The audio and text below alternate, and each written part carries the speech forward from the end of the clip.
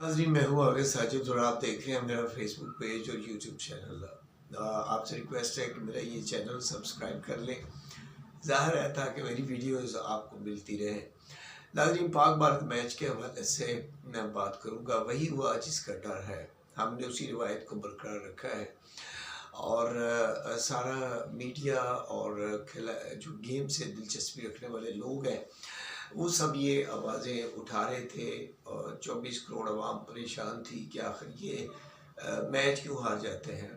तो आज भी थोड़ी देर कबल खबर आई है कि शहजाद भट्ट साहब हैं, बड़े नामवर सहाफ़ी हैं, वो अमेरिका में हैं। उनकी मोहसिन नकवी साहब से बात हुई है और उन्होंने बहुत बड़ी ब्रेकिंग न्यूज़ दी है। ब्रेकिंग न्यूज़ ये है कि मोहसिन नकवी साहब और इंडिया के सारे सहाफ़ी जो वहाँ पे हैं वो पहले से ही जानते थे कि पाकिस्तान ये मैच जो है वो हारेगा।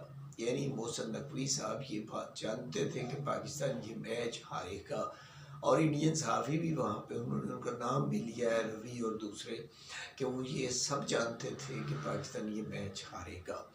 अब मैच हारने की दो ही वजूहत है, या तो फिर टीम जो है वो जुए का शिकार हुई है और दूसरी बात है कि टीम में 3 ग्रुप्स बन चुके हैं। एक वो शाह साहब का ग्रुप है, एक बाबर आजम का है और एक रिजवान का ग्रुप है। तो यानी टीम या तो सियासत का शिकार हुई है और या उसने जुआ खेला है।